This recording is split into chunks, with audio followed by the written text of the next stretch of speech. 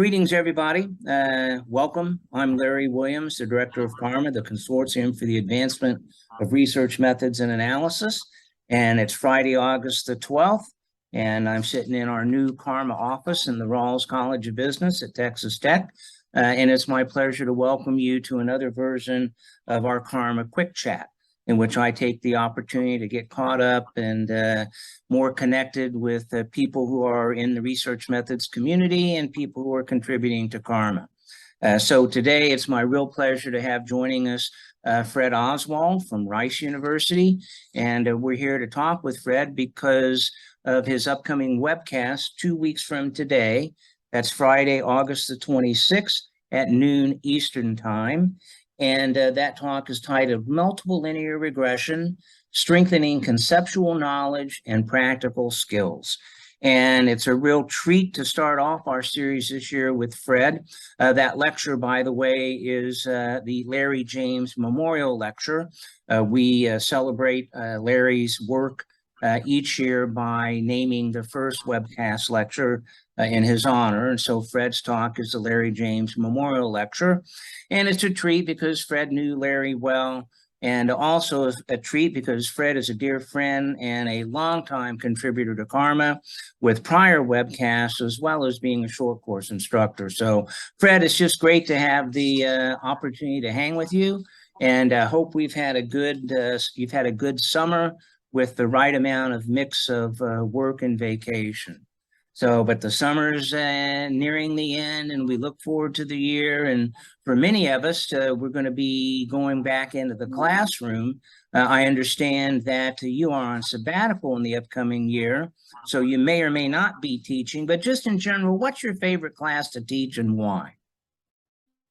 Well, Larry, thanks so much for bringing me in here to kick off the webinar series. And yes, Larry James has, like you, actually had an influence, a meaningful influence on the way I think about doing nothing less than conducting analyses in organizational research.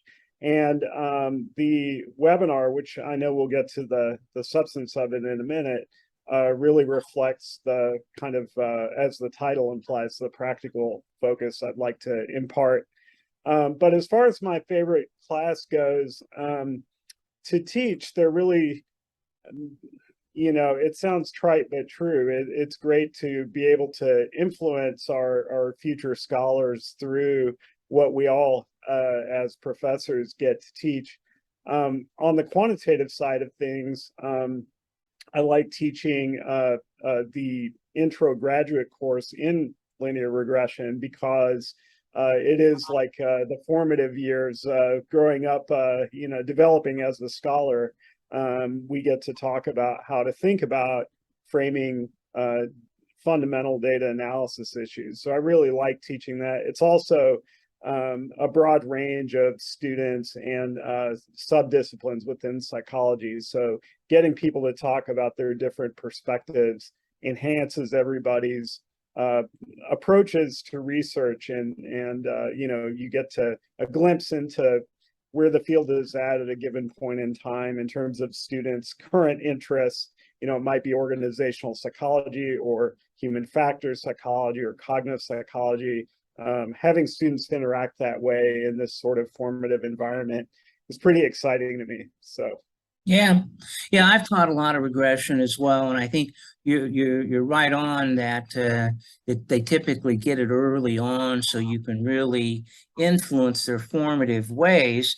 And it's a kind of method where there's just a wide range of fundamental statistical concepts that you can incorporate into that, whether it's hypothesis testing, errors, control for alternative explanations. So that's a lot of fun. And do you use just your notes, or do you use a book, or what kind of readings do you use? Yeah, I use a combination of great materials found on the internet. So having experience in organizational research, I can curate what's available today. And fortunately, there's so much that's freely shared and available I take a focus on using R to increase transparency and replicability is one side of things. Another side of things is that it's an employable skill. So students want to learn R and incorporate that into their environment, whether they're going to be an academic or a practitioner. That's an essential skill. I also, in terms of general approach, take a project-based focus so that by the time they're done with the course, they will have done between 12 and 15 short projects with associated R code. So then they leave the class with a toolbox of code. So that's kind of my approach. There's not a standard, a single book, but there's definitely a book-like structure in terms of the syllabus and topics we go through, and with a little bit of wiggle room for taking on special topics that the group seems to want to approach. Yeah. Hey, Fred, you are, I was at the recent Academy meetings and they referred to somebody as a triathlete, and to reflect their multiple areas of accomplishments. And you have been so successful in terms of your work with professional associations, as being a former SIOP president, your editorial work, and then your scholarship as well. And so I want to just ask you about the scholarship side of it, the research. I've always enjoyed chatting with you about the different projects that you've got going on. Is there one that you're particularly hot and passionate about these days that has your focus? Well, I guess with my graduate students, I set the kind of playground where we figure out what is interesting to them, and we generate excitement and support around a variety of products we're doing. But if I were to pick one out of several, one would be around the hot topic of AI. What does AI even mean in terms of the technologies and the algorithms used? And I think it's important to have that distinction between technologies for collecting data and the interaction folks have with it, and the algorithms, the methods you might even teach in CARMA, that I have taught in CARMA, in fact, used to process those data and ultimately make organizational decisions. So our focus is almost exclusively on personnel selection. And so that area leads you to questions about how should we be testing applicants. When you play a game as a job applicant, what aspects of those games is job relevant, construct relevant, measuring KSAOs. What's irrelevant? How do you dampen irrelevancies? By design in those games, but perhaps also methodologically.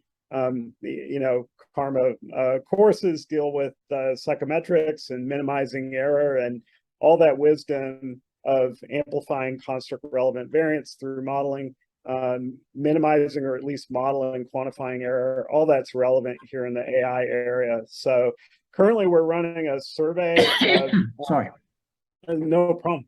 Folks in the selection arena who are IO psychologists working with AI technologies. We're trying to figure out what are some current concerns, what are some current trends, because AI is not a monolith and it changes all the time. We're trying to get a handle on what some of the contours are around that.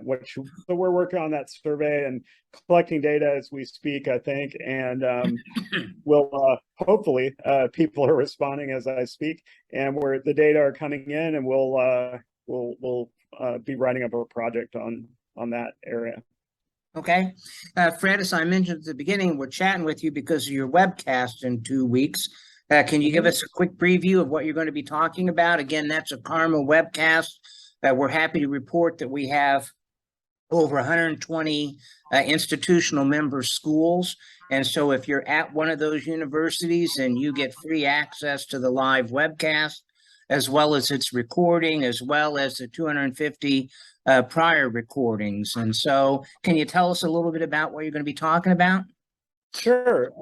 Well, so the webinar is about an hour long. So there's you know, have to pick and choose what to cover in terms of the area of multiple linear regression. But as the title of the talk indicates, I want to focus on what are some conceptual issues, what are some practical kind of skills or things you can do to make your regressions you're able to communicate more clearly what regression has to offer in your analyses. So, for example, a topic I'll cover is how regression is related to underlying descriptive statistics and underlying visualizations you might want to conduct, both of which help you understand what comes out of the regression analysis.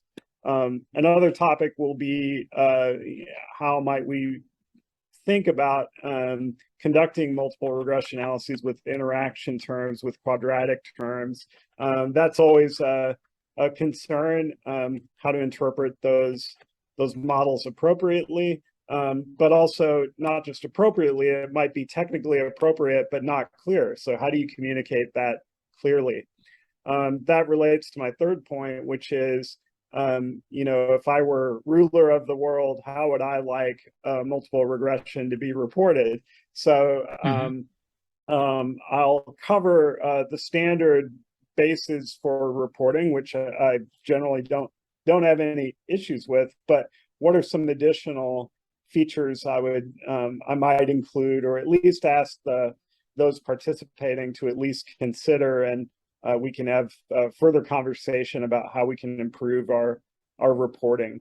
Yeah. And then finally, I'll just leave conclude the webinar with some pointers about how multiple regression really is tied, kind of your point earlier, Larry, about being tied to hypothesis testing or path analysis, factor analysis, and multi-level modeling. So that'll round out the webinar. I think those are the main topics. Yeah, well, that sounds great. It sounds like you've got a nice mix of content that'll be of interest both to people who are relatively early in their training, as well as those with more experience in advanced training. So again, that's the CARMA webcast, Fred Oswald, Multiple Linear Regression, Strengthening Conceptual Knowledge and Practical Skills, Friday, August 26th, noon Eastern Time.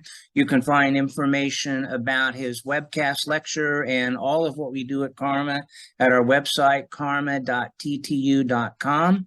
And Fred, again, I'm glad you've had a great summer, and I wish you the best for the upcoming year. And we'll very much look forward to hanging with you again in 2 weeks. Thanks so much for spending the time with this CARMA Quick Chat.